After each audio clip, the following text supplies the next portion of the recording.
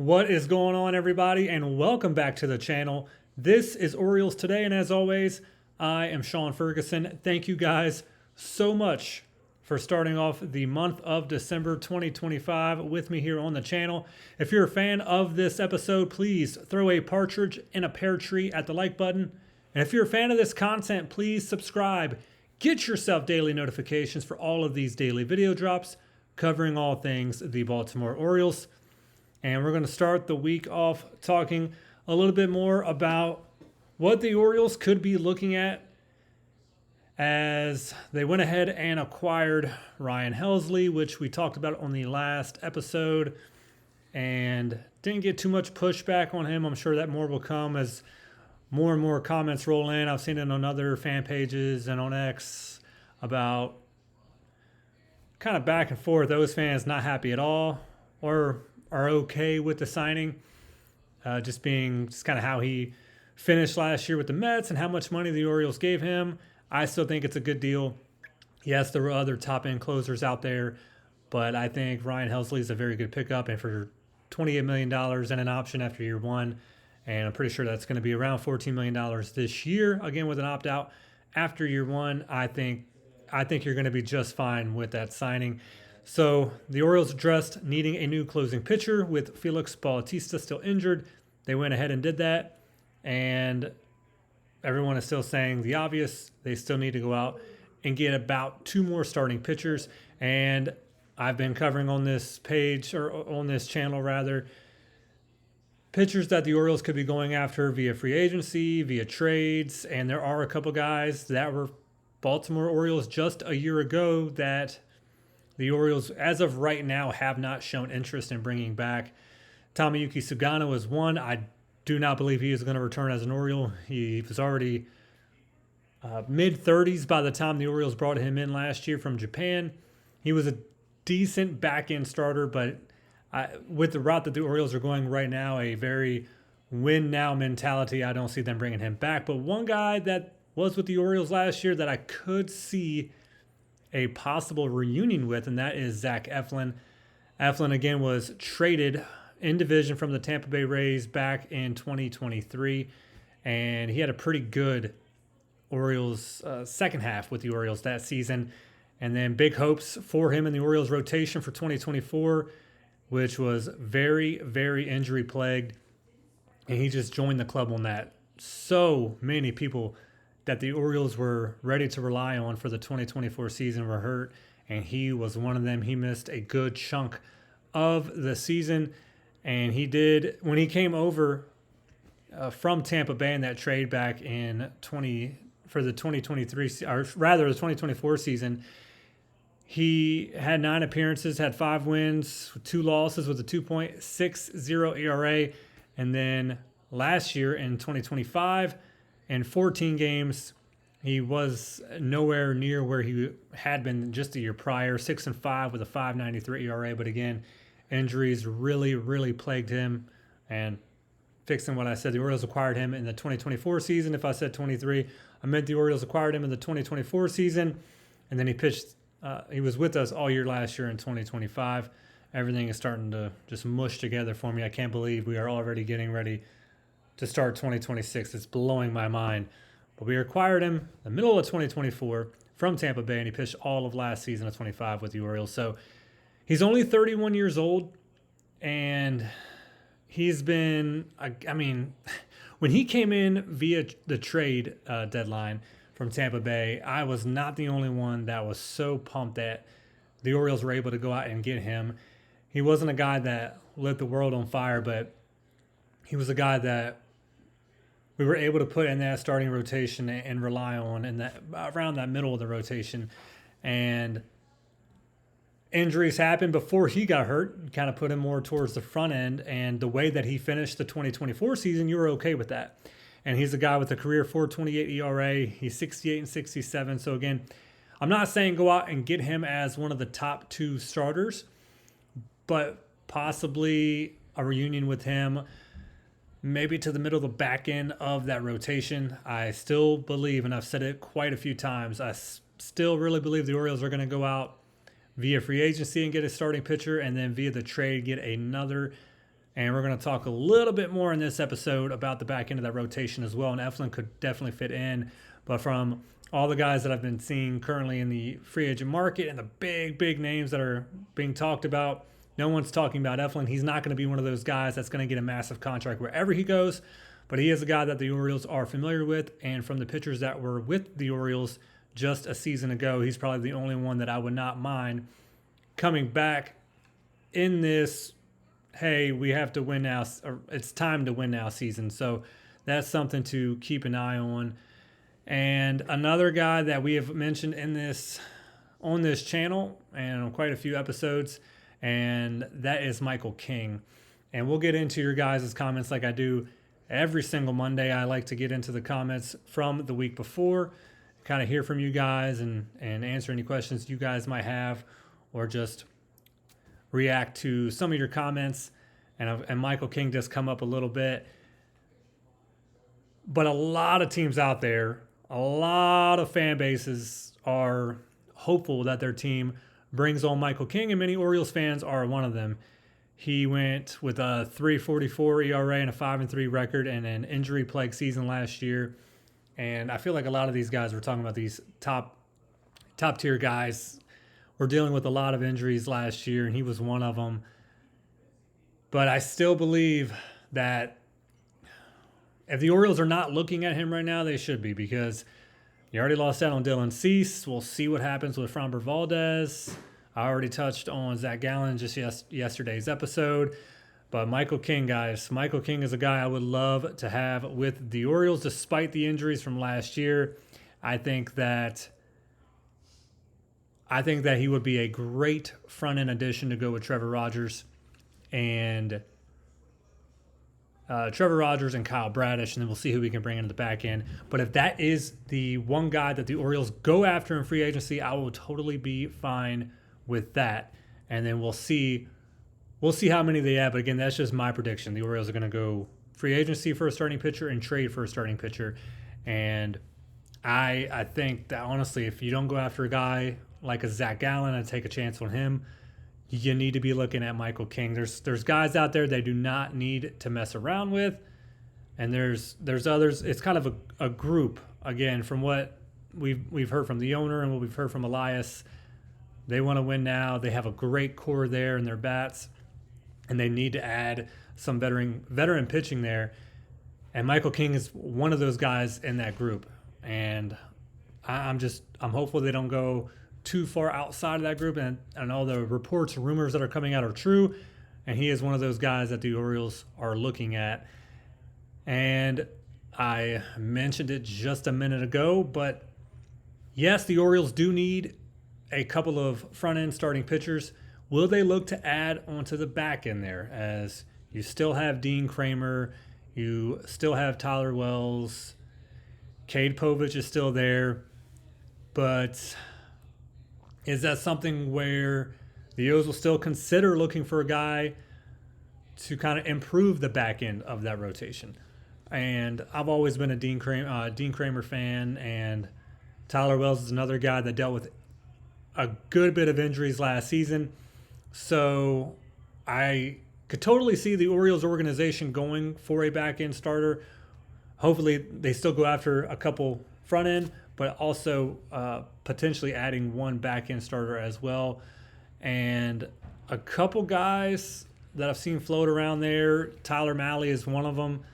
He is a guy that dealt with his fair share of injuries last season. He had a pretty good start to the year last year in Texas, but then went into the 60-day IL. He finished the year 6-4 with a 2.18 ERA, but he was having a pretty good season to start, and injuries kind of derailed that. And he's a guy that is being rumored for around anywhere between, it's kind of broad just because of the injuries that he dealt with last year, but a contract of around $12 to $18 million is kind of what I'm seeing. So he's one guy the Orioles could be looking at. And if they're also looking back in, a guy who could be on the cheaper route is an Adrian Hauser. He's a guy that is probably about $4 to $5 million that you could sign. He's 40-44 over his career with a 4.06 ERA. He's coming off an 8-5 year with a 3.31 ERA. So those are a couple of guys just right there that the Orioles could possibly be looking for on the back end. And they are of the younger variety as well, as Malley's only 31 and Hauser is only 32. So it's not like you're going after a aging veteran. These guys are still in their very early 30s. So those are two guys that you could possibly take a look at there for the back end. But it's going to be really interesting to see how it continues. I don't think Mike Elias has done it all, or he's going to take a very long break. I should put it that way. I don't think he's going to take a very long break when it comes to adding these guys, and he shouldn't. From everything we've seen so far, you really don't want to wait around and see how the market's going to play out. If you have a guy in mind, you need to go after him. And I feel like that's kind of what they did with Ryan Helsley. They felt like, hey, this is the guy that we want to be our closer. There's a lot of other names out there, but this is the guy that we want. They went after him and they got him. So hopefully the Orioles can continue that aggression when they just be a little bit more aggressive when it comes to getting guys you want. Don't wait around. That's all I'm saying. But guys, I want to go ahead and get into your comments. It's like what I like to do every Monday is look at your comments from the week before. So I like interacting with you guys. So let's go ahead and get into it. And again, I do apologize if I do mispronounce some names. I am sorry, and I will do my best. And I want to start off with Matt Accord. Again, sorry if I mispronounced that. He says, I still think the O's need another bullpen arm. Being this is hopefully a true one-year deal for $14 million, I sure as hell hope the dollar saved is used to sign a really solid starter and bat. My prediction is the O's sign a starter and bat and trade for another starter.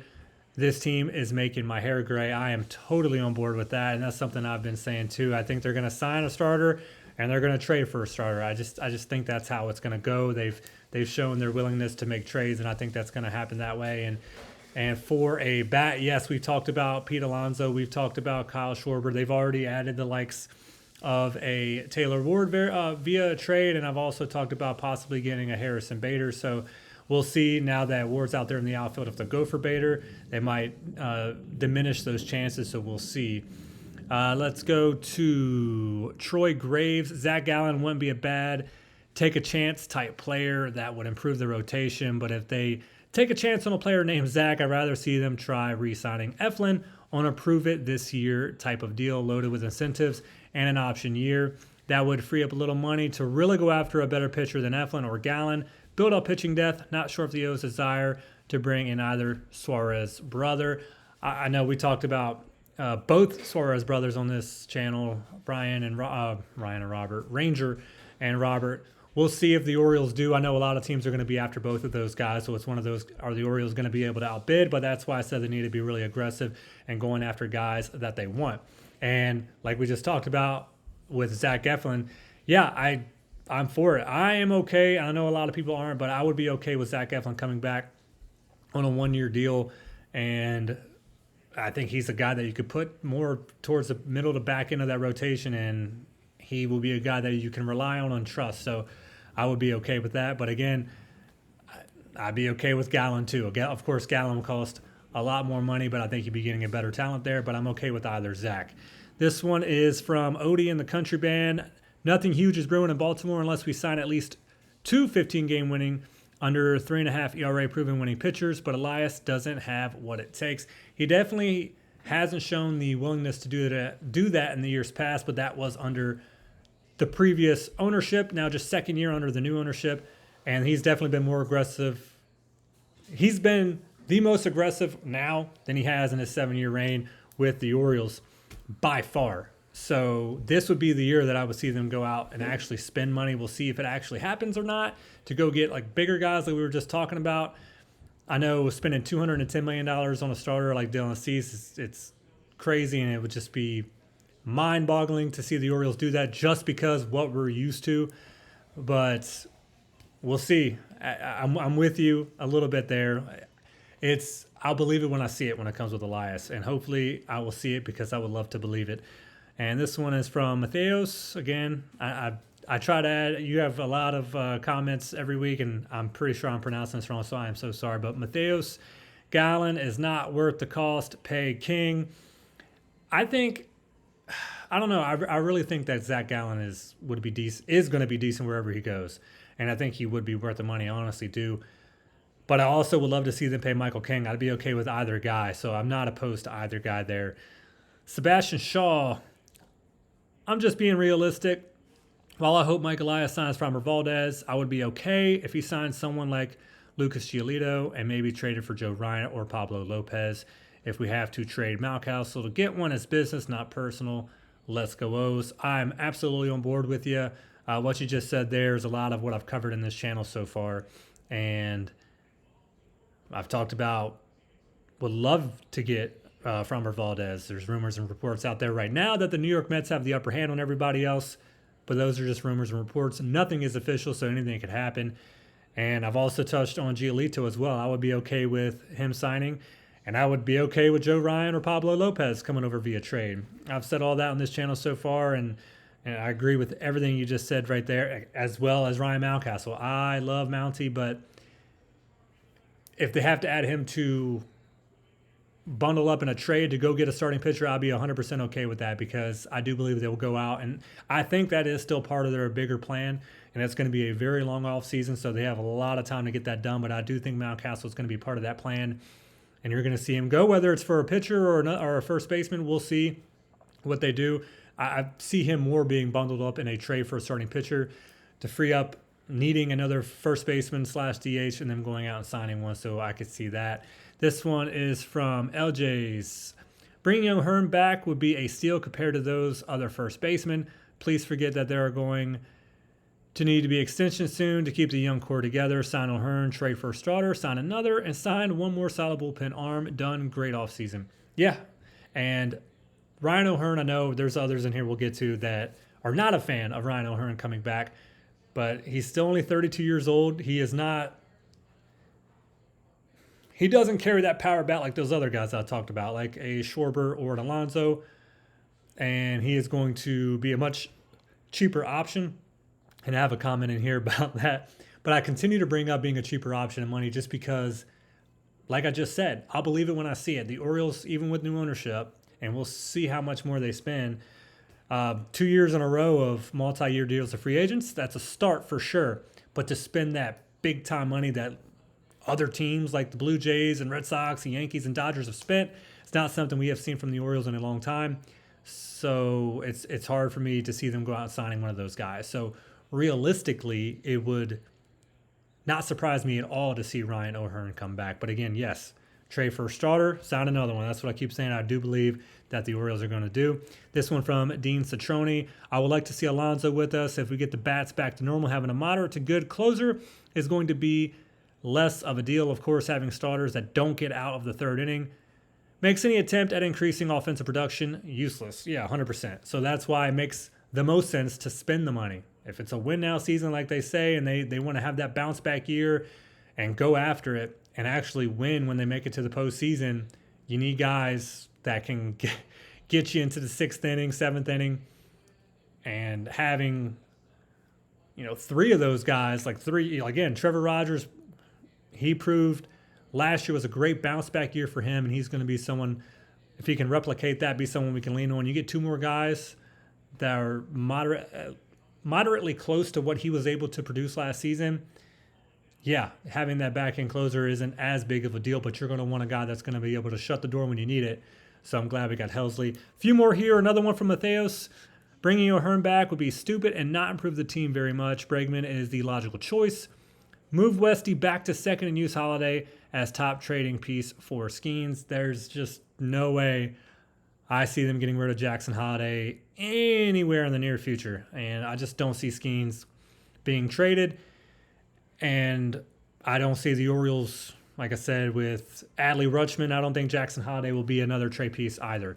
So I think that Westy's going to stay at third base with Holiday at second and Henderson at short. We'll see who is playing first base. But I don't think Ryan O'Hearn, it would be a stupid move. I'm not saying it would improve the team drastically, but I think it would add a little more depth over there at first base, and they wouldn't be spending as much. Getting into that, this one is from Michael Wells. See you worrying about money. Baseball not cheap if you want to win. I absolutely agree, and that's kind of what I'm saying about Mike Elias. It's his MO and what we've seen so far, and that is the Orioles don't like to spend a lot of money. And it's frustrating. It's just what we're used to now as Orioles fans is they don't spend the money like the Yankees and Dodgers and Red Sox or even the Blue Jays now for that matter spend. So we want them to, and we have these hopes every year. And with the new ownership, especially when they're saying pretty much the wallet's open, we want that to change. And it's little by little, we're starting to see it.